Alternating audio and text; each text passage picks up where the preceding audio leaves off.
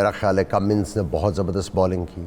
उसके बाद जो मिचेल स्टार्क ने आखिरी ओवर किया, हालांकि उनको 50 से ज़्यादा रन्स पड़ चुके थे 3 ओवर्स में, लेकिन फिर भी उन्होंने आखिरी ओवर बहुत अच्छा किया। मेरा ख्याल है आखिरी 3 ओवर्स जहाँ पे जब आउट हुए हैं इनके कप्तान, उसके बाद कैश इन नहीं हो सका। 170 कोई प्रेशर नहीं लेके आया ऑस्ट्रेलिया के ऊपर। देखें, पाकिस्तान की जो बॉलिंग थी वो तगड़ी बॉलिंग थी, और शाहीन शाह अफरीदी आपको पता है डेडली नया बॉल कर रहे थे। तो पाकिस्तान के ख़िलाफ़ जब उन्होंने 177 का रन्स का टारगेट चेज़ किया है, तो इस पिच के ऊपर इनके लिए इनको कॉन्फिडेंस था कि आराम से कर लेंगे। और जिस तरह की बैटिंग वार्नर ने की और जिस तरह मिच मार्श ने उनका साथ दिया, देखिए उन्होंने किसी बैड बॉल को छोड़ा ही नहीं। हर जो इवन बैट बॉल तो छोड़, अच्छा बॉल नहीं छोड़ा, चौके पे चौका, और जो हिट मारी है उन्होंने वो गैप में गई। और एक टाइम पे मेरा ख्याल है न्यूजीलैंड की टीम बेबस नज़र आ रही थी।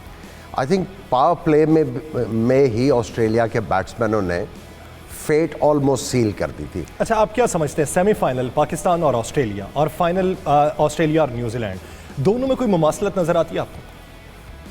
देखिए, न्यूजीलैंड का मैंने आपको पहले ही कहा था कि इनमें वो एबिलिटी नहीं है बैट्समैनों वाली, या इनके बॉलर्स में इतने वो वाले नाम नहीं है जो दहशत लेके आएंगे, लेकिन उन्होंने मेथड के साथ क्रिकेट खेली, बहुत ज़्यादा मेहनत की, फील्डिंग ने कॉम्प्लीमेंट किया, जिसकी वजह से ये फाइनल में पहुँचे। लेकिन मैं आपको पहले दिन से कह रहा हूँ, जब न्यूजीलैंड सेमीफाइनल की तरफ बढ़ रहा था, कि ये टीम आपको वो वाला इंप्रेशन नहीं देती कि ये सेमीफाइनल में पहुंच जाएगी। एक्स फैक्टर नहीं था। सेमीफाइनल में पहुंचे, सेमीफाइनल में जो एक्स फैक्टर वाली टीम थी उसको सरप्राइज करके फाइनल में पहुंचे, लेकिन फाइनल में पहुंच के दे बिन फाउंड आउट कि जो इनकी लिमिटेशंस थी वो ऑस्ट्रेलिया ने टोटली जो है वो एक्सपोज किए। सही।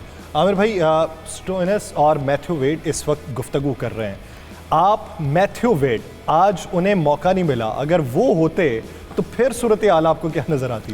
देखिए, एक ही चांस था इनकी बैटिंग आने का, वो था अगर सेंटर और सोडी जो है वो अच्छी बॉलिंग करते। एक्चुअली सोडी को टोटली डिस्ट्रॉय उसका कॉन्फिडेंस कर दिया वार्नर ने।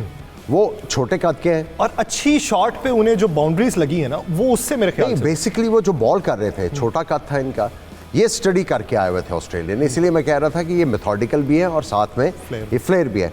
ये बहुत स्लो बॉल फेंक रहे थे सोडी। इनको वो पूरा जज करके आए कि हमने करना क्या। ये छोटे कद के थे, अगर उनका बॉल जो दूसरे बैट्समैन के लिए अच्छी लेंथ के ऊपर था, वो इन्होंने बैकफुट पे जाके छक्के कराए या चौके मारे हैं। और जब सोडी ने गेंद आगे फेंकने की कोशिश की है, उसे फ्लैट बैट करके सीधे छक्के मारे। जैसे ही सेंटनर और सोडी के खिलाफ रन्स बने, उनको मार पड़ी, आपने देखा होगा शोल्डर्स ड्रॉप होने शुरू हो गए, बेबसी जो थी वो नज़र आ रही थी, आपको चेहरों के एक्सप्रेशन से लग रहा था, इवन कप्तान के कि मैच गया। अब वो मेहनत कर रहे थे कि शायद कोई मिरेकल हो जाए, लेकिन नहीं। फाइनल में लास्ट ईयर आए, फिर T20 के फाइनल में आए थे, लेकिन जीत नहीं सके। सो मैं होप कर रहा था चले आज जो है, जो इतनी दफ़ा आए हैं, ये जीतेंगे तो आपको न्यूजीलैंड की क्रिकेट में और ज़्यादा बेहतरी आएगी। लेकिन अफसोस उनको होगा। लेकिन जिस तरह का कप्तान है केन विलियमसन और जिस तरह की इनकी जो मैनेजमेंट है, आई थिंक ये डेफिनेटली अब सोचेंगे कि हमें क्या करना, और ये और ज़्यादा इन्वेस्टमेंट लेके आएंगे कि वो जो एक्स फैक्टर भी जो है अपनी टीम में लेके आ जाए। Method is there, no doubt about it. इनको चाहिए फ्लेयर वाले प्लेयर्स, इनको चाहिए प्लेयर्स जो हर सिचुएशन में आके डिक्टेट करें टर्म्स, और आके जो है वो फेयरलेस क्रिकेट खेलें। देखिए, ऑस्ट्रेलियंस आए 170 आए हैं, उन्होंने कहा कि पहले 6 ओवर्स में अगर हम लोगों ने डिक्टेट किया तो न्यूजीलैंड के जो शोल्डर ड्रॉप होंगे और ये इनके लिए फिर बहुत मुश्किल हो जाएगा। अब 6 ओवरों में उन्होंने 50 रन कर दिए, एक उनका आउट हुआ। उसके बाद जो मिच मार्श ने भी बैटिंग की है, उसकी जितनी तारीफ़ की जाए वो कम है। और उन्होंने मज़ेदारी की बात यह है कि जो उनके मेन बॉलर थे आफ्टर पावर प्ले में भी उन्होंने ही जो मोमेंटम दिया, जब एक ओवर में उन्होंने मिलने को मारा और मेरा ख्याल है एक और बॉलर था उनको मारा, तो वहाँ से मोमेंटम शुरू हुआ। और फिर जो स्पिनर्स थे उनको जिस अच्छे तरीके से बैकफुट पे खेला जांपा और मैक्सवेल गुफ्तगू कर रहे हैं थ्रू आउट पूरे टूर्नामेंट के अंदर। मैक्सवेल को एक तरफ रखें, जांपा को एक तरफ रखें, दोनों का आप स्टाइल कैसा देखते हैं और मैक्सवेल को इतने रन्स पड़ जाना उसकी वजह क्या समझते हैं? देखिए, एक तो चीज़ पता क्या है, ये सारा जो ऑस्ट्रेलिया की विक्ट्री है हमें उससे कुछ सीखना है, सिर्फ क्रिकेटर्स को नहीं, जो पीसीबी है और उसके बाद जो हमारे जर्नलिस्ट भी हैं उनको सीखना है कि वार्नर स्कोर नहीं कर रहा था, उसके ऊपर लिखा जा रहा था कि why is he in the team. ठीक है, एक वैल्यू है एक प्लेयर की।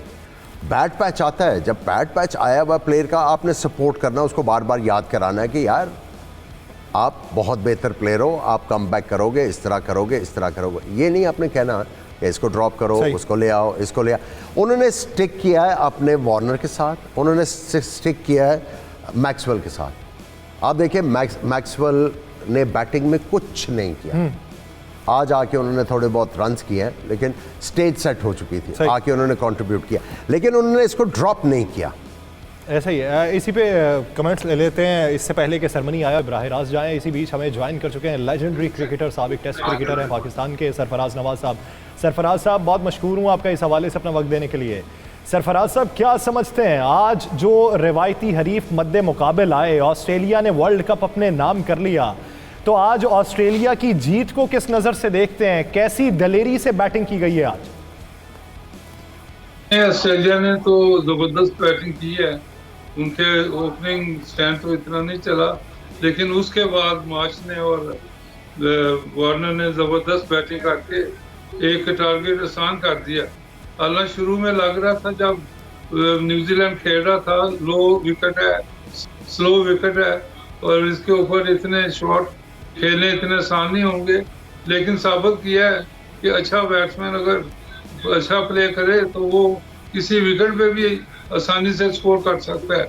तो पाकिस्तान जैसी मजबूत टीम को हराना कोई इतना आसान नहीं था। ऑस्ट्रेलिया ने जो वो अचीव किया है, उसके बाद उन्होंने ये साबित किया है कि न्यूजीलैंड की टीम जो पाकिस्तान से हारी थी उसको उन्होंने बआसानी 8 विकेटों से हराया। जी आमिर भाई, इसमें एक बात ऐड करूंगा, आप देखिए ऑस्ट्रेलिया ने पाकिस्तान वाले मैच से बहुत कुछ सीखा है।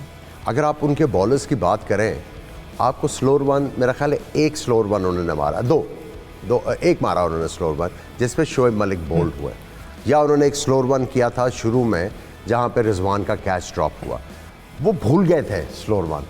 आज आप उनके जितने भी फास्ट बॉलर देखें, माँ सिवाय नए बॉल के हेजलवुड ने ला के सीम मारी है, लेकिन साथ में वो क्रॉस सीम भी बॉल कर रहे थे और कटर मार रहे थे।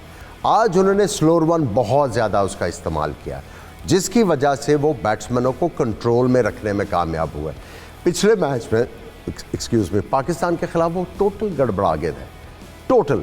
जिस तरह आज आपको न्यूजीलैंड की बॉलिंग गड़बड़ाई हुई नज़र आई, वो पाकिस्तान की बैटिंग के ऊपर आखिरी ओवर्स में गड़बड़ा चुके थे, जिसकी वजह से बहुत ज़्यादा रन्स उन्होंने लीक किए, लेकिन उनके बैट्समैनों ने जो है वो कॉम्पनसेट कर दिया। आज उन्होंने आके जितनी गलतियां उन्होंने की हुई थी उनसे सीख के ऑस्ट्रेलिया ने आज जो उन्होंने क्लिनिकल परफॉर्मेंस दी है, आई थिंक मार पड़ी उनको, एक दो बॉलर्स को ठीक ठाक मार पड़ी। न्यूजीलैंड के टैक्टिक्स की अगर बात करें, हमने जो बात की थी कि पाकिस्तान को ये ओवर कैश करने पड़ेंगे, उन्होंने जांपा और जो मैक्सवेल और मिच मार्श के ओवर्स थे उसको कैश किया। हमने 53 रन बनाए, इन्होंने 65 रन बनाए। सो इनकी स्ट्रैटेजी ठीक थी, लेकिन हमने कैपेसिटी की बात की थी कि 170 होगा, वो 172 वो मिस कर गए चांस, क्योंकि ऑस्ट्रेलिया ने एंड में आके वही मैं समझता हूँ, अगर मैं man of the match adjudicator होता इस मैच का, तो मैं कमिंस को मैन ऑफ द मैच देता। किसको? कमिंस को। सही, जो उनके फास्ट बॉलर। जब न्यूजीलैंड की टीम ने डिक्टेट करना शुरू किया है, उनका ओवर जो है वो बहुत ही बड़ा साबित हुआ। उन्होंने आके बैट्समैन को हिलने ही नहीं दिया। देखिए ना, वो उन्होंने, ठीक है हेजलवुड ने 16 रन दिए, उन्होंने पावर प्ले में आके अच्छी बॉलिंग की, लेकिन जो मोमेंटम तोड़ा वो कमिंस ने तोड़ा। और कमिंस की जो बॉलिंग थी, मेरा ख्याल है उसकी वजह से न्यूजीलैंड की टीम 190 नहीं कर सकी। कमेंट से मुझे वो अपने प्रोड्यूसर जो हैं वो ये कहते हैं कि कुमन बहुत अच्छा खेल रहे हैं वो याद आ गया उसने घुमाया आज, उसे हिलने नहीं दिया। नाज़रीन मजीद इस पे बात करेंगे, गुफ्तगू को यहीं से आएंगे, लेकिन यहाँ पे एक शॉर्ट ब्रेक लेनी है, कहीं नहीं जाइएगा, स्टे विद अस।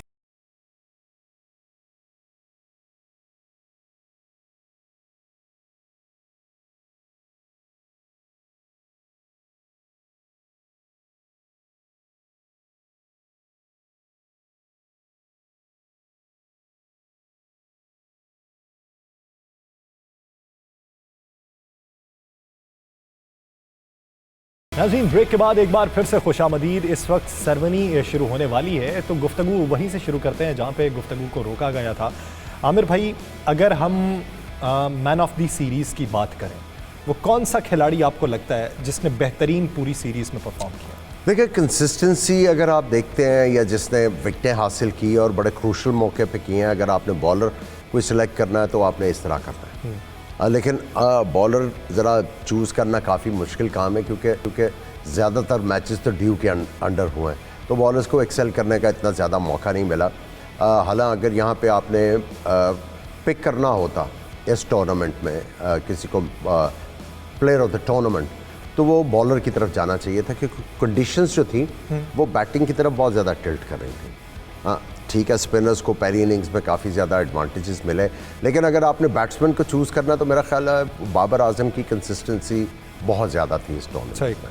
उन्होंने क्रूशल मौके के बटलर का ऊपर हाईएस्ट स्कोर था, बाबर आजम का ज़्यादा स्कोर है वैसे, और विकेट्स अगर देखें तो वो हसारंगा की तो उन्होंने रन्स भी किए हुए हैं हसारंगा में, लेकिन चूंकि वो उनकी टीम नेक्स्ट राउंड में नहीं आई, सही, तो फिर वो थोड़ा सा हल्का सा जाती लगती है कि एक प्लेयर को आप प्लेयर ऑफ द टूर्नामेंट दे रहे हो और उसकी टीम जो है सेमीफाइनल तक नहीं पहुंची, तो वो प्लेयर ऑफ द टूर्नामेंट तो नहीं हो सकता।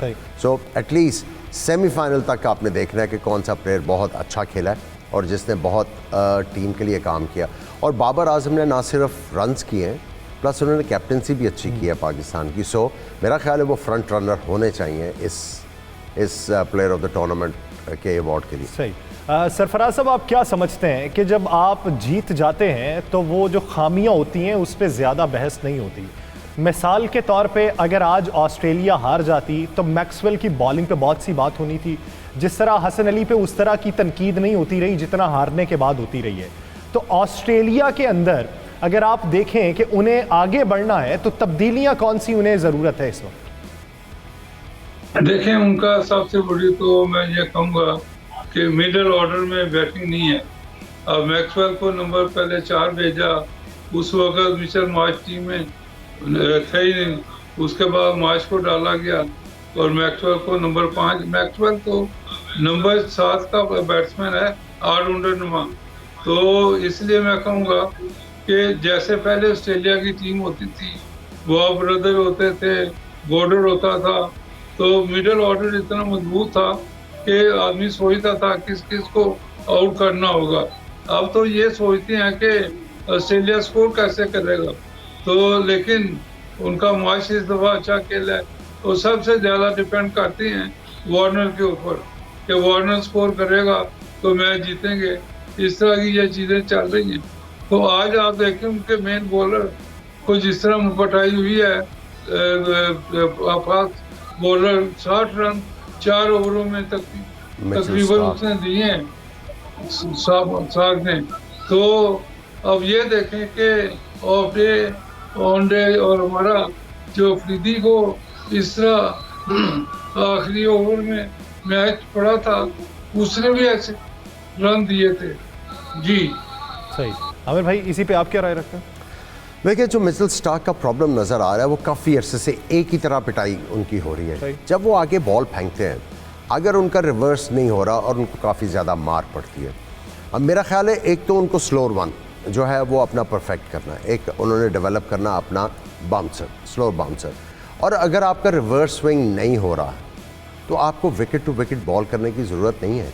आपको किसी डॉक्टर ने नहीं कहा हुआ कि आपने यहीं पे गेंद करनी, जहाँ पे आपको मार पड़े जा रही है आप वहीं पे गेंद किए जा रहे हैं। तो आई थिंक मिचेल स्टार्क को थोड़ा सा अब अपनी बॉलिंग स्टाइल में जो है वो जहाँ पे वो गेंद गिराते हैं वो थोड़ा सा इम्प्रोवाइज़ करना पड़ेगा, इनोवेशन लेके आनी पड़ेगी।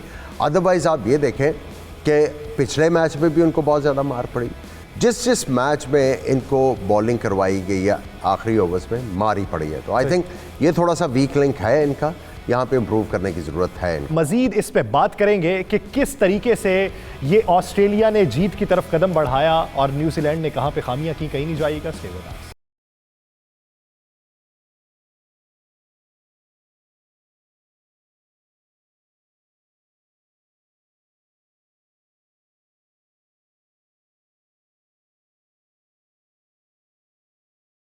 आज फिर ऑस्ट्रेलिया ने वर्ल्ड कप अपने नाम किया है। आमिर भाई साथ ही मौजूद हैं, गुफ्तगू फिर से वहीं आगे बढ़ाते हैं।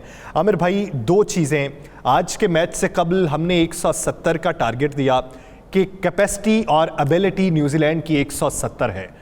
लगता ये था कि 190 तक चली जाएगी, पाकिस्तान का भी लगता था कि वो 190 तक चली जाएगी, लेकिन महदूद रही। दूसरा, आपने ये कहा था, मैंने कप्तानों की बात की थी, आपने कहा था केन विलियमसन आज लेके चलेंगे टीम को, वो लेके चले। तो आज के मैच में मेथोडिकल टीम को मजीद बेहतरी के लिए कौन से मेथड पर अमल करने की ज़रूरत है? आई थिंक उनको अपॉर्चुनिटी मिल गई थी जब एक टाइम पे वो 190 रन आराम से कर रहे थे। आई थिंक वहाँ पे जो क्रेडिट जाता है वंस अगेन कमिंस ने, जो आके ओवर किए, कंट्रोल दोबारा अपने कप्तान को दिया, और फिर जो आखिरी 2 ओवर्स पे नीशम से जो उम्मीदें लगाए बैठे थे सारे कि वो एक दफ़ा फिर एक बड़ा ओवर जो है न्यूजीलैंड की टीम को लेके देंगे और वो फिर 190 तक पहुंचेंगे, वो नहीं हो सका। और इस इतने बड़े मैच में बॉलर जो है एक आधी दफ़ा ही 23 के करीब रन खाता है। रोज़ रोज़ आप इस तरह के आके कैमियोज रिपीट नहीं कर सकते। बड़े लकी हों तो आप कंसिस्टेंटली कर जाते हैं, बट आज ऑस्ट्रेलिया ने काफ़ी ज़्यादा मेहनत की। अगर आप उनकी बॉलिंग आज देखें, ठीक है, एक उनके वीक लिंक थे स्टार्क, उनको सारे टूर्नामेंट में मार पड़ी है। उन्होंने जब जब गेंद आगे करने की कोशिश की है उनको मार पड़ी है। अगर उनका स्विंग नहीं होता बॉल तो उसके बाद उनको काफ़ी ज़्यादा मार पड़ती है। स्लोअर वन, स्लोअर बाउंसर और दूसरी चीज़ें वो भूल जाते हैं। उनके अलावा आप देखें सब बॉलर्स ने जो है पाकिस्तान वाले मैच से बहुत कुछ सीखा हुआ था, और स्टार्क का जो आखिरी ओवर था वो भी बड़ा इंपॉर्टेंट था। आई थिंक गलबन 3 रन्स बने, और इतने रन्स देने के बाद भी कैप्टन ने जो है उनके ऊपर एतमाद रखा। मेरा सवाल ये, कैप्टेंसी उस लेवल पे आप क्या देखते हैं कि जब एक खिलाड़ी को धड़ाधड़ मार पड़ रही हो और आपको ये हो कि मैं फिर से ओवर दूं और एक्सपेक्टेशन ये है कि 190 तक टारगेट जा सकता है, तो वहां पे किस जिगरे के साथ वो ओवर देने की कॉन्फिडेंस होगा ना बॉलर के ऊपर, ये कर लेगा, ये कर लेगा, ये आज हमें जो है वो करके दिखाएगा। इसको मार पड़ी भी है, क्रूशल मौके के ऊपर ये कुछ ना कुछ प्रोड्यूस कर देगा, और उसने करके दिया। स्टार्क ने आखिरी ओवर बहुत अच्छा किया, जिसकी वजह से न्यूजीलैंड इतना बड़ा स्कोर नहीं कर सकी। लेकिन आज सारे ऑस्ट्रेलियन बॉलर्स को देखें, पाकिस्तान वाले मैच से बहुत कुछ सीखा हुआ था उन्होंने। आज स्लोअर वन की है, स्लोअर बाउंसर की है, पेस चेंज की, कटर मारे, क्रॉस द सीम बॉल कर रहे थे। हेजलवुड को जितनी मार पड़ी थी पिछले मैच में, आज उन्होंने उतनी अच्छी बॉलिंग की। अब देखिए पिछले मैच में वो गेंद आगे करने की कोशिश कर रहे थे कि यार ये सीधी विकेट है, यहाँ पे गेंद आगे फेंकेंगे तो ठीक है, वरना मार पड़ेगी। उन्होंने अपनी जो स्ट्रेंथ थी उससे परे हटे, जिसकी वजह से मार पड़ी। आज के मैच में उन्होंने अपनी स्ट्रेंथ के ऊपर बॉल किया, just back of the length.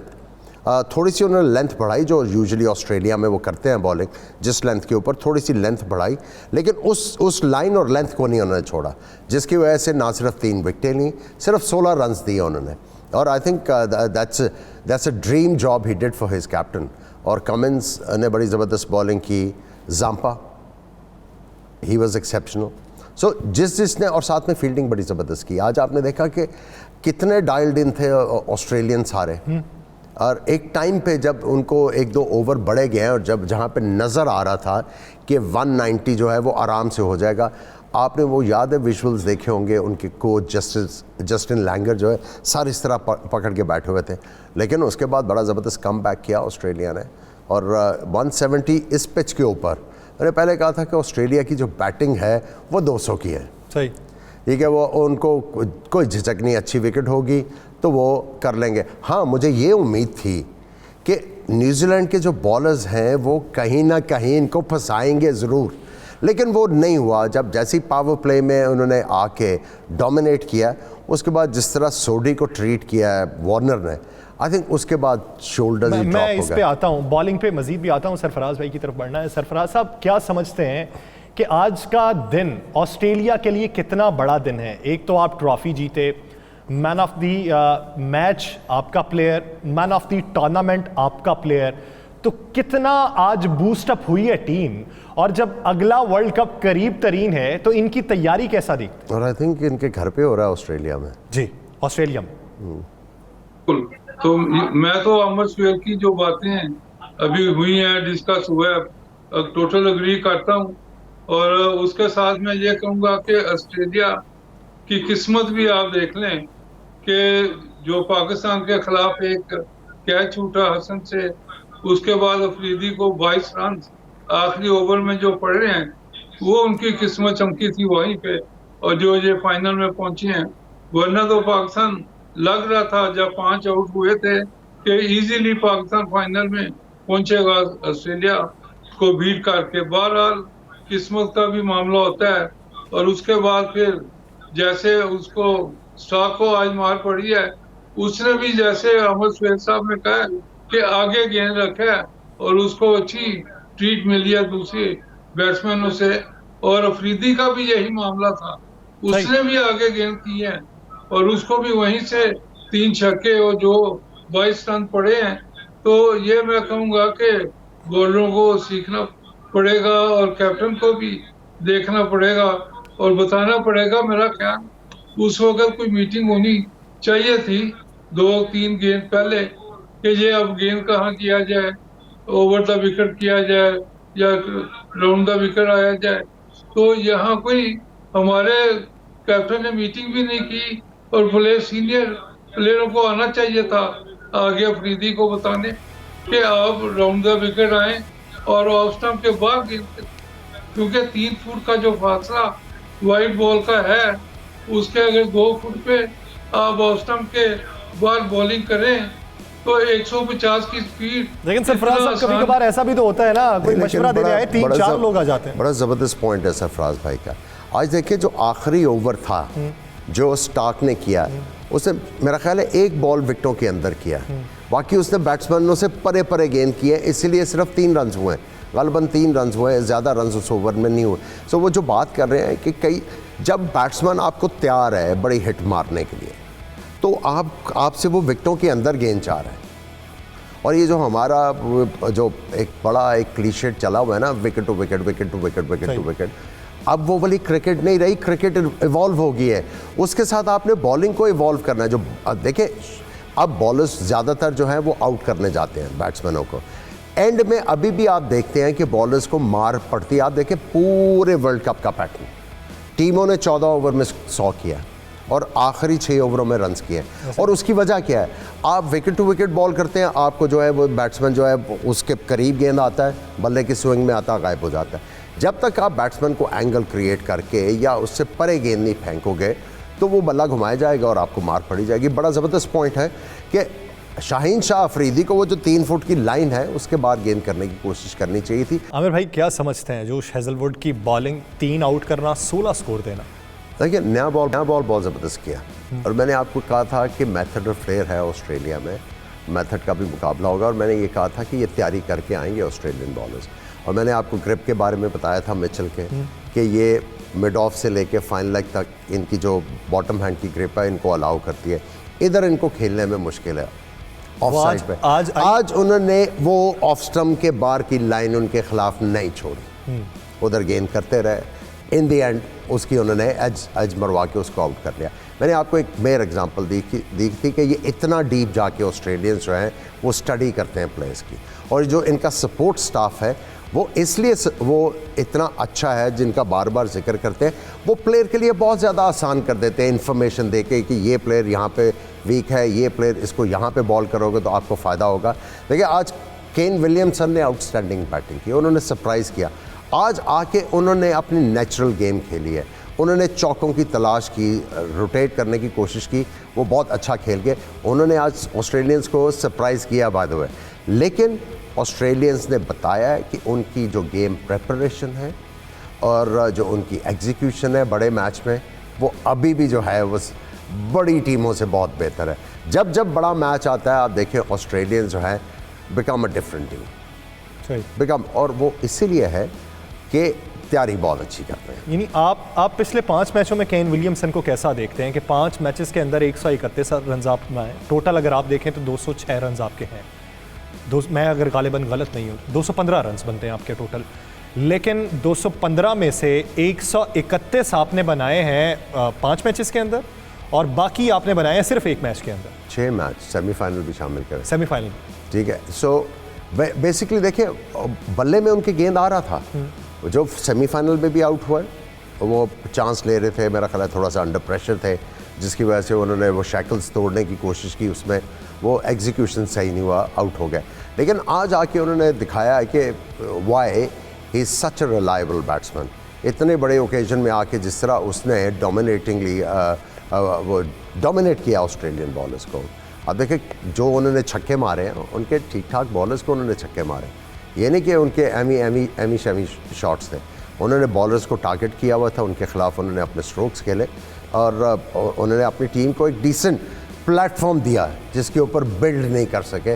I think आज वो रू करेंगे फैक्ट इसका कि जो आखिरी 3 ओवर्स उनसे रन्स नहीं बने, ये बहुत सी टीमें करेंगी, ये करेंगे करेंगे कि ये इतना बड़ा चांस था आखिरी 3 ओवर्स में, अगर हम लोग काश 30 रन्स कर गए होते तो शायद नतीजा डिफरेंट होता। सरफराज साहब आप क्या समझते हैं कहाँ पे बैटिंग में गलती हुई न्यूजीलैंड से कि वो एक बड़ा टोटल बनाने में नाकाम रही? सबसे पहले तो मैं ये कहूँगा कि गप्टिल जो उनका सबसे तेज खेलने वाला प्लेयर है वो शुरू से ही अंडर प्रेशर है। उसकी अगर एवरेज आप देखें तो 6 ओवर उसने अकेले ने खेले हैं 36 बॉल, तो उसमें उसने 28 रन किए हैं। नॉर्मली वो 6 ओवर अगर 36 बॉल खेले तो उसके 50 से ज़्यादा रन होते हैं, और उसी में प्रेशर में फिर दूसरी तरफ से उन्होंने जो उनके कैप्टन है विलियमसन उसने तेज खेलना शुरू किया और गप्टिल को ये समझा दिया कि यहाँ तेज खेला जा सकता है, लेकिन वो फंसा हुआ था क्योंकि गेंद अच्छी लाइन और लेंथ पे इधर उधर कर रहा था, और उसके बाद फिर जो पिच थी शुरू में थोड़ी स्लो थी, गेंद बल्ले पे जरा आहिस्ता आता था, तो वहाँ पे जो आप देखें शुरू में इनका जो ऑन स्लॉट होता है गप्टिल का वो नहीं हुआ। उसके बाद फिर 1-2 विकेटें गिरी हैं, तो फिर विलियमसन ने जो स्टैंडिंग इनिंग खेली है, बिल्ड किया है, और ये लग रहा था कि जो उसका वो आउट हुआ है विलियमसन ये 200 तक ले जाएगा, लेकिन उसके बाद फिर जैसे आमिर साहब बता रहे हैं कि आखिरी 3 ओवर तकरीबन ज़ाया हुए हैं, वरना तो 200 रन होने चाहिए थी। ये इनका बैटिंग में जो फ़र्क नज़र आया है जी, बैटिंग में फ़र्क आखिरी 3 ओवर्स पे ही नजर आया, उसी पे सोच विचार की ज़रूरत है। नाज़रीन गुफ्तगू को यहीं से आगे बढ़ाएंगे, लेकिन यहाँ पे हमें एक शॉर्ट ब्रेक है, कहीं नहीं जाइएगा, स्टे विद अस।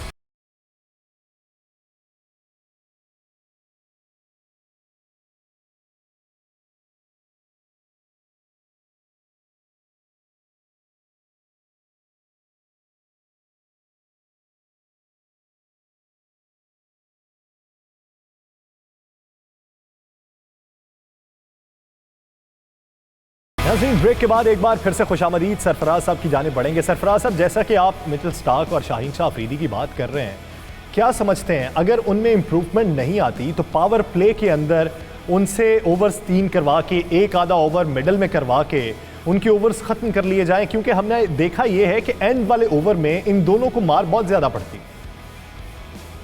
नहीं देखें स्टार्क तो बड़ा एक्सपीरियंस बॉलर है, उसको तो अलग बात है जो मार पड़ गई है, कई दफ़ा वो अच्छी बॉलिंग करके विकेटें भी लेता है, लेकिन ये आपने कहा है कि स्टार्क को इस टूर्नामेंट में शुरू में ठीक रहा, शुरू में भी मार पड़ी है, पहले भी 1 ओवर करवाता है, उसके बाद फिर चेंज हो जाता है, मिडल में भी आया है, आखिर में फिर 2 ओवर किए हैं।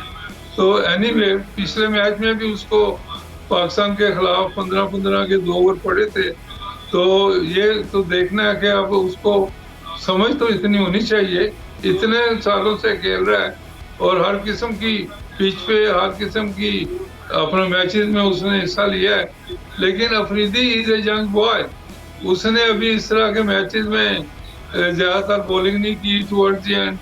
जब ऑन स्लॉट हो जाए तो बैट्समैन मार रहा हो तो उसको ये समझाना थोड़ा सीनियर प्लेयरों का काम है कि उसके पास चले जाएं, कैप्टन भी चला जाए और उसको बुला के डिस्कस करें कि अब आपका क्या एंगल होना चाहिए, बैट्समैन कहाँ खेल रहा है, बैट्समैन की टेंडेंसी क्या है। क्योंकि बॉलर गर्मी में तो बॉल करता रहता है और उसने सारे बॉल विद इन स्टंप्स किए हैं ताकि मैं आउट कर लूँ, लेकिन वहीं से वो टॉप एज या जो भी हिटें लगती रही हैं। तो ये मामला सबके सामने है। तो आरिफ, मैं सरफराज साहब आपकी जानिब वापस आता हूं। कल आरिफ अली खान अब्बासी साहब हमारे साथ थे, उनसे एक हमने नुक्ते पे बातचीत की थी।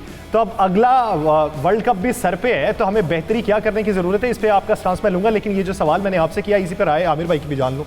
आमिर भाई, जो मेरा सवाल था, जो राय सरफराज साहब ने दी है, आप क्या समझते हैं कि हमें एक दूसरे की गुफ्तगू करनी चाहिए, यानी मिचेल स्टार्क की और शाहीन शाह अफरीदी की, या दोनों को अलग रखना चाहिए? देखिए, बिल्कुल करनी चाहिए, दोनों का एक ही तरह का प्रॉब्लम है। और जिस तरह सरफराज भाई ने बात की है कि इनको प्रॉपर गाइडेंस की ज़रूरत है। जब आपके हालात मुश्किल होते हैं प्लेयर के, अगर उसको राइट इन्फॉर्मेशन मिल जाए, गाइडेंस मिल जाए, तो उसके इम्प्रूवमेंट के चांसेस होते हैं। लेकिन ये भी ऑप्शन अच्छा है, आपने देखा शाहीन शाह अफरीदी को 3 ओवर कराए इंडिया के ख़िलाफ़, तो इंडिया की टीम काफ़ी ज़्यादा जो है दहल गई थी। उसी से तो हवा बना Shaheen Shah Afridi. So at times it's a good option कि बॉलर को आखिरी ओवर्स में नहीं गेंद उससे हो रहे, तो उसको शुरू में ख़त्म करा के उसका पहले कॉन्फिडेंस ऊपर लेके जाया जाए। सही। कॉन्फिडेंस जब उसका ऊपर चला जाएगा, उसको विकेटें मिलेंगी, वो अच्छी बॉल करेगा, उसके बाद दोबारा से आप उसको जो है आखिरी ओवर्स के लिए रख लें जब वो तैयार हो। तो वो उन्होंने सही कहा कि अगर सही गाइडेंस मिले तो प्लेयर की इम्प्रूवमेंट के चांसेस हैं। सही। सरफराज साहब, कल हमने गुफ्तगू की थी पाकिस्तान के क्रिकेट ढांचे के ऊपर, क्लब क्रिकेट की तबाही के ऊपर और आइंदा की हिकमत अमली के ऊपर। क्या समझते हैं कि एक ऐसे वक्त में कि जब अभी वर्ल्ड कप ख़त्म हुआ है और अगले वर्ल्ड कप की तैयारी शुरू हो चुकी है, कुछ बातें ये चल रही हैं कि फरवरी में है, कुछ अक्टूबर नवंबर की बातें चल रही हैं कि 2022 में होगा। अब एक तरफ हमें नाकामी हुई, हमारे सीनियर्स प्लेयर्स भी हमारे साथ हैं, अब अगले बांग्लादेश के टूर्स में भी वो साथ में जा रहे हैं, तो इसका मतलब ये हुआ कि हमारे पास पीछे ऑप्शन कोई नहीं है। तो क्या अगले वर्ल्ड कप के अंदर भी आप इन्हीं सीनियर प्लेयर को देख रहे हैं? देखें, सबसे पहले वो अपना जो प्रोफेसर है उसने खुद ही विड्रॉ कर लिया है। हालांकि बोर्ड ने उसको नहीं कहा कि टीम से बाहर हो। तो उसके बाद फिर जो शुएब है उसको भी विड्रॉ करना चाहिए था कि जूनियर यंग प्लेयरों को चांस मिले। और उसके बाद मैं ये कहूँगा कि जो ये टीम वहाँ गई है, इनमें कुछ चेंजेस करनी चाहिए थी। अब आप देखें, एक मैं मिसाल देता हूँ कि ऑस्ट्रेलिया की टीम जो बांग्लादेश आई थी, उन्होंने तमाम यंगस्टर नए प्लेयर भेजे थे और वो 4-1 से वहाँ हारे भी थे। उसके बाद उन्होंने परफेक्ट किया है कि उनमें से कौन से खिलाड़ी सेलेक्ट करें। तो पाकिस्तान को भी ये चाहिए था, फ्यूचर के लिए देखते, जैसे दानी है, इस तरह और बॉलर हैं, जूनियर है, तो इनको आप आगे लेके जाते। बाकी 1-2 प्लेयरों को बेशक हसन को रेस्ट दे देते, कोई ज़रूरी नहीं कि हसन सारे मैच खेलें। तो ये चीज़ें देखनी पड़ेंगी।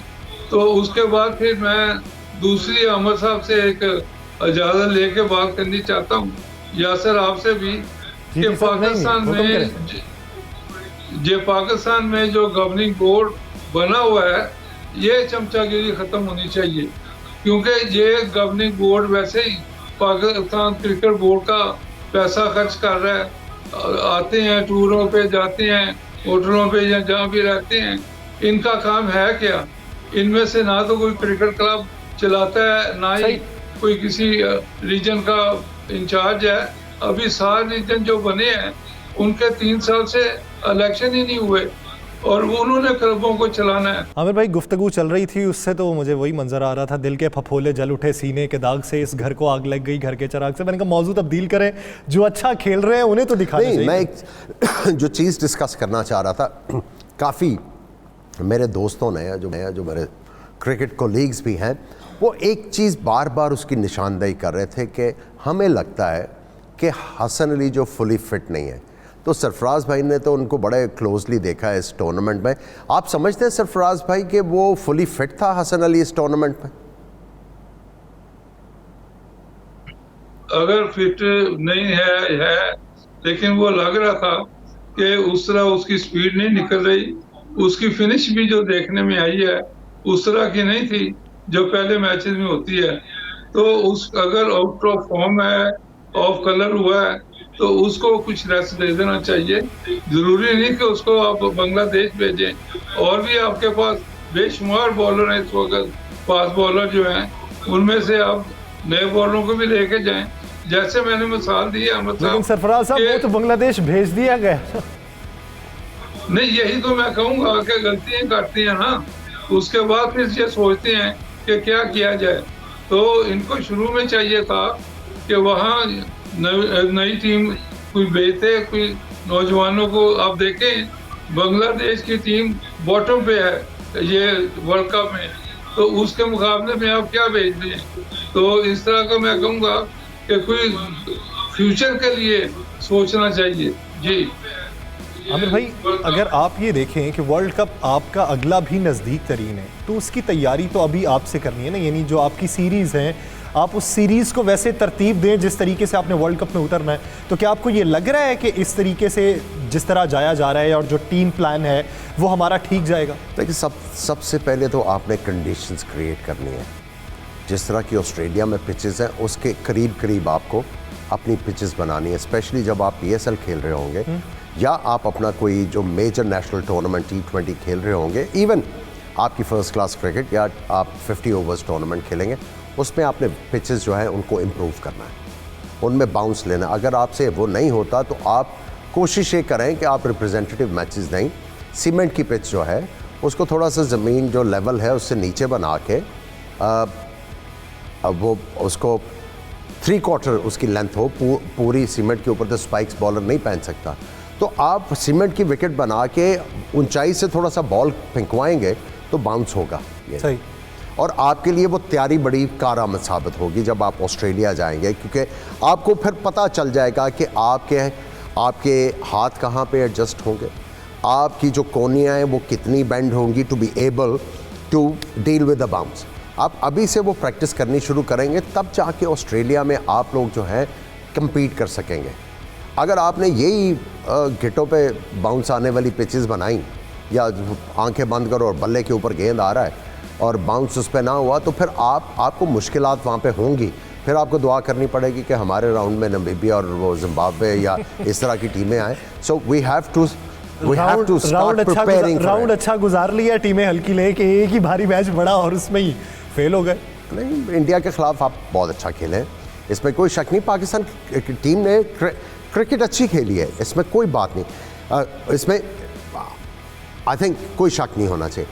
लेकिन हमारी टीम की लिमिटेशन है, जिस तरह हमने न्यूजीलैंड की लिमिटेशंस को हाईलाइट किया, हमारी टीम में लिमिटेशंस हैं, हमें उनको इम्प्रूव करने की ज़रूरत है। हमने यहाँ पे बैठ के उनको हाईलाइट किया। अब क्रिकेट बोर्ड को सोचना चाहिए कि उनके अंदाजे के मुताबिक कहाँ पे लिमिटेशंस हैं, हमने उनको इम्प्रूव करके अब ये जो टीमें जीती हैं, या इंग्लैंड की टीम है या ऑस्ट्रेलिया की टीम है, आगे इंडिया भी टीम जो है अपनी तगड़ी करके भेजेगा, तो हमने देखना है कि हमने क्या तैयारी करनी और हमारी टीम में क्या रिसोर्सेज होंगे। आमिर भाई, जब किस्मत की देवी मेहरबान हो तो फिर तो कुछ भी हो सकता है। आप ये देखिए कि कैचेस छूटे, हमने पहले भी बात की थी और आपने ग्रेस मार्क दिए थे न्यूजीलैंड को कि न्यूजीलैंड की फील्डिंग ज़्यादा मजबूत है, तो फिर ये जब आप गलती करके ओवरकम करते हैं, ये कितना मुश्किल होता है ड्यूरिंग मैच? देखिए ये नर्व्स को कंट्रोल करने वाली बात है, लेकिन जब आप खमियाजा भुगतने की बात करें, वो तो बेचारे स्टाक में बने खमियाजा भुगता है और उनका ये अच्छा खासे ओवर कर रहे थे टिल देन। इस कैच के बाद जो अगला ओवर किया उसमें बहुत ज़्यादा रन्स बने, उस ओवर में छक्के लगे। सो वो आज ज़रूर पूछेंगे हेजलवुड से कि भाई ये जो मुझे 60 रन हुए ना तेरी वजह से हुए। एक आखिरी सवाल, वन लाइनर जवाब चाहिए। सरफराज भाई, क्या समझते हैं अगला वर्ल्ड कप किसका शानदार कमबैक देख रहे हैं आप? देखें, वर्ल्ड कप तो अभी काफी, वो कहते हैं राउंड द कॉर्नर, इतनी बात भी नहीं है। उससे पहले ODI होनी है, T20 होनी है, पाकिस्तान इंग्लैंड की टीम आ रही है, इस तरह की ये और टीमें आएंगी, ऑस्ट्रेलिया आ रहा है। तो अभी तो मैं कहूँगा कि वो कहते हैं दिल्ली दूर कोई बात है, तो आप अपनी प्रेपरेशन करें। चल। जैसे अमर साहब ने कहा, पिछे अच्छी बनाएं, बाउंसी पिछे बनाएं, जितनी भी दिल्ली टीमें दूर आएंगी। अस्त है तो हम दिल्ली तक रसाई तक बात करते रहेंगे। उम्मीद करते हैं कि आपसे मजीद भी बात होती रहे। अब तक जो आप इस ट्रांसमिशन का हिस्सा बने, अपना कीमती वक्त दिया, हम उसके लिए आपके बहुत मशकूर हैं। आप जीते रहें, सलामत रहें। बहुत शुक्रिया 92 न्यूज़ को इस हवाले से अपना वक्त देने के लिए। नाज़रीन, ब्रेक पे जान, ब्रेक के बाद वापस आएंगे तो फिर गुफ्तगू को आमिर भाई से कंटिन्यू करेंगे। कहीं नहीं जाइएगा, स्टे विद अस।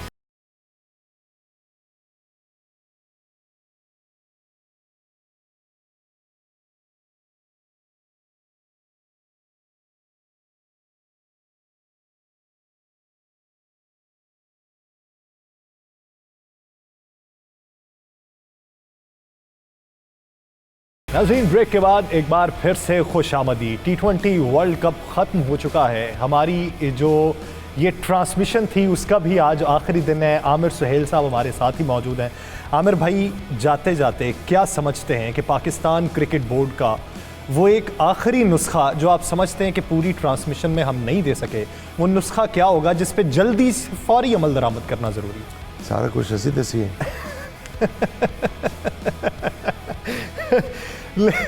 लेकिन आप ये देखिए कि जो फाइनल 11 डिसाइड करके अवाम के बताने पे चेंज कर लेते हैं, उनको कुछ ना कुछ तो बताने की ज़रूरत है। देखिए, सबसे पहले तो मैं ये कहूँगा कि रमीज़ हसन राजा को he has to put his act together, one, क्योंकि एक्स क्रिकेटर रहे हैं, उनको क्रिकेट की सियासत का पता है।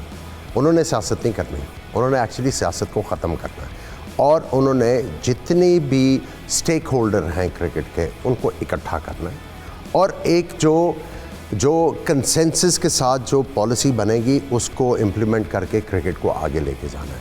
और अगर वो नहीं करेंगे तो उनको एक चीज़ का ना इदराक होना चाहिए कि उनकी जो अपॉइंटमेंट है वो इलीगल है। अब आगे करें बात। एक बड़ी बात कर दिया। मुझे ये समझ नहीं आ रही कि मैं अब इसको आगे कैसे बढ़ाऊं। अब ना ही बढ़ाएं, टाइम आएगा इसका। नाज़रीन, हम आपके मशकूर हैं कि आपने जो दिलचस्पी अपनी इस प्रोग्राम से जोड़ी रखी, हमें गाहे बगाहे आपके सवालात आते रहे, हम प्रोग्राम में शामिल करते रहे। तो आज के आखिरी ट्रांसमिशन के प्रोग्राम में जो सवाल आए हैं उनकी जानिब बढ़ते हैं। देखते हैं कि हमें आज क्या सवाल मौसूल हुए, क्या क्यूरियोसिटी है जो अभी भी आवाम के दिल में समोए हुए है और जिसमें बेहतरी लाने के लिए पाकिस्तान क्रिकेट बोर्ड को मेहनत करनी है। तो आइए सवालात मुलाहिजा करते हैं। क्या मोहम्मद हफीज़ और शुएब मलिक को अब नौजवान खिलाड़ियों को खेलने का मौका देना चाहिए? और अगले साल भी इन्हीं दिनों में T20 वर्ल्ड कप होगा, क्या उन्हें तब तक खेलना चाहिए? पाकिस्तानी क्रिकेट टीम जो है बांग्लादेश रवाना हो चुकी है। क्या प्लेइंग 11 में आप क्या समझते हैं कि तब्दीलियां होनी चाहिए? दोनों टीमें फाइनल में एक ही बड़े आज़म से पहुंची हैं, क्या एशियन क्रिकेट को दचका नहीं? पाकिस्तानी टीम का हार। आमिर भाई, खुशी इस बात की है कि हम ये सवाल पहले नहीं सुनते, हमें इस प्रोग्राम में बैठ के पता चलता है कि क्या सवाल आए हैं, हमारी टीम सुनती है। लेकिन खुशी इस बात की है कि जो बात हम डिस्कस कर चुके होते हैं, सवाल भी उसी की मुताबिकत से होता है। जैसे मैंने सवाल किया मोहम्मद हफीज़ और शुएब मलिक का, बात यही आई कि अगला वर्ल्ड कप अगले साल है, तो क्या इनको आगे खेलना चाहिए? इनके मुतबादिल कोई नज़र आता है? देखिए, इनको अगर आपने बांग्लादेश भेजा है, इसका मतलब है कि you are pre decided. Mohammad Hafeez तो निकल चुके हैं ना? नहीं, वो वापस आ गए हैं। पहले उन्होंने विड्रॉ किया था, लेकिन आई थिंक वो दोबारा से जा रहे हैं Bangladesh. So Pakistan cricket board has resign to the fact कि इनसे बेहतर प्लेयर हमारे पास है कोई नहीं, इसीलिए आप इनके साथ परसिस्ट कर रहे हैं। और सिर्फ एक चीज़ गेज करने की ज़रूरत है कि जब वर्ल्ड कप या तो फेब में होगा या अक्टूबर नवंबर में अगर बात हो रही है, तो क्या ये प्लेयर्स जो हैं फिट रहेंगे? मैं समझता हूँ दोनों प्रोफेशनल हैं। अगर वो समझ रहे हैं कि उन्होंने पाकिस्तान को रिप्रेजेंट करना है, वो अपनी फॉर्म भी रखेंगे और अपनी फिटनेस भी रखेंगे। लेकिन fact of the matter is Pakistan cricket board has resign to the fact हमारे पास रिप्लेसमेंट इनकी कोई नहीं है। हम प्लेयर्स पे तो बात ही नहीं कर रहे, उनकी मेहनत अपनी जगह मौजूद है, लेकिन हम शूज़ को फिट करने की बात कर रहे हैं कि वो किसके पाँव में फिट आएगा, वो हमें कोई नज़र नहीं आता। वो इसलिए रिज़ाइन टू द फैक्ट कि नहीं है तो इन्हीं के साथ परसिस्ट करो। सो ये भी लम्हा फ़िक्रिया है कि हम लोग इतने अरसे से अगर इन्हीं को लेके आना होता है, इसका मतलब है वो fail to produce quality cricketer जो इनको रिप्लेस कर रहे हैं। So I think Pakistan cricket board को जो है ये एक तरह की वेकअप कॉल भी है और उनको जो है इन चीज़ों के ऊपर सोचना है कि ये जब जाएंगे तो उस वक्त तक इनकी जो रिप्लेसमेंट है वो रेडी होनी चाहिए कि पाकिस्तान क्रिकेट टीम को जोल्ट ना लगे एक बहुत बड़ा। वर्ल्ड कप के हवाले से सवाल आया कि वर्ल्ड कप एशिया के हाथ से निकल गया। क्या समझते हैं कि आने वाले दिनों में या आने वाली सीरीज़ में या आने वाले वर्ल्ड कप में कौन सी एशियन टीम है जो इन फॉर्म बहुत बेहतर होगी, कम बैक बहुत अच्छा करेगी? श्रीलंका की टीम मैं समझता हूँ कि अच्छी तैयारी कर सकती है। पाकिस्तान की टीम है, इंडिया भी जो है वो तैयारी करेगा। देखिए, ये जो क्वेश्चन था ये बड़ा डीप क्वेश्चन था, बड़ा इंटरेस्टिंग क्वेश्चन था कि इन कंडीशंस में अगर 4 सेमीफाइनलिस्ट जो थे उसमें एक एशियन, वो एक एशियन कंट्री थी, और जो चैम्पियंस ट्रॉफी लास्ट हुई थी, मेजर टूर्नामेंट जो हुआ था, वहाँ पे 3 एशियन टीमें जो हैं वो सेमीफाइनल तक गई। उसके बाद जो वर्ल्ड कप हुआ 2019 में, वहाँ पे गालिबन 2 टीमें एशियन इंडिया की टीम आई थी सेमीफाइनल में, गालिबन जी। पाकिस्तान क्वालिफाई नहीं कर सका था। सो हमें जो एशियन टीम्स हैं उनको सोचना है कि वो बेहतर इक्विप हो गए हैं। जो ऑस्ट्रेलिया, न्यूजीलैंड, इंग्लैंड और इवन साउथ अफ्रीका ने बहुत अच्छी परफॉर्मेंस दी है, वो वेल इक्विप हो गए, हम पीछे रह गए। अब एशियन टीम्स के लिए चैलेंज ये है कि वो जाएं ऑस्ट्रेलिया में, और वहाँ पे जो एक्सक्यूज़ मी, जो ज़्यादा टीमें हैं वो एशियन आएंगी, तो तब पता लगेगा कि हाँ, एशियन क्रिकेट के जो करता धरता हैं वो चैलेंज जो है एक्सेप्ट करते हैं, और चैलेंज एक्सेप्ट करने के बाद उसके लिए कुछ करते भी हैं, और अपनी टीम के रिसोर्सेज इतने बढ़ाते हैं कि वो जो जिन कंडीशंस में वो रोज़ नहीं खेलते वहाँ जाके अच्छा परफॉर्म करें। आज मैं आपके बिहाफ पे जो सवाल आए, तीनों ही इंटरेस्टिंग थे, तीनों को गिफ्ट की जाती है, क्योंकि आज हमारी लास्ट ट्रांसमिशन है। तो मैं एक तो बहुत मशकूर हूँ आपका कि 1 महीना हमने जो थ्रू आउट ट्रांसमिशन की, आपकी तजर्बाकारी, तज्जियाकारी से हम जो मुफीद हुए, वो जो बातें हमने की उसी के मुताबिक फैक्ट्स हमें देखने को मिले, तो इससे बहुत कुछ सीखा। तो मैं आज आपका बेसिकली नहीं, मैं आप सबका मशकूर हूँ, पूरी टीम का। अगर इस प्रोग्राम को सक्सेस मिली है तो वो आप लोगों की वजह से है। मैं तो आप समझ लें एक माउथ था ना आपके साथ बैठ के प्रोग्राम आपकी वजह से था। आप बेसिकली सब ने बहुत तैयारी की, और मुझे पता है कि आप लोग थोड़ा प्रोफेशनल्स हैं, और चैनल का भी मैं मशकूर हूँ कि उन्होंने मुझे अपॉर्चुनिटी दी इस बड़े इवेंट में कि इनके चैनल पर बैठूँ। और जो मज़ेदारी की चीज़, जो मैंने सबसे ज़्यादा चीज़ इंजॉय की है कि हमने सिर्फ क्रिकेट को फोकस किया है, हम कोई इधर उधर नहीं गए। अगर इधर उधर गए भी हैं तो वो पाकिस्तान क्रिकेट की बेहतरी के लिए गया है। सो इस चीज़ को मैंने बहुत ज़्यादा इंजॉय किया कि जिस चीज़ के लिए हमने ये प्रोग्राम डिज़ाइन किया था, हमने उसी के मुताबिक काम किया, और सबने बहुत मेहनत और की। एम ये था कि हम खेल के ऊपर बात करें। तो मैं अपनी टीम की तरफ से, अपने चैनल की तरफ से और अपने नाजरीन की तरफ से आपका मशकूर हूँ। मैं भी बहुत शुक्रिया। जिंदगी रही तो फिर मुलाकात होगी। नाजरीन, उम्मीद करते हैं कि पूरा महीना आपने ट्रांसमिशन को खूब एंजॉय किया होगा। यूं ही क्रिकेट को एंजॉय करते रहिए, ज़िंदगियों में अपनी बेहतरी लाते रहिए। बहुत मशकूर हैं आपके कि आप हमसे जुड़े रहे। मुझे और आमिर सुहेल साहब को इस ट्रांसमिशन से दीजिए इजाज़त। अपना बहुत सा ख्याल रखिएगा। अल्लाह ने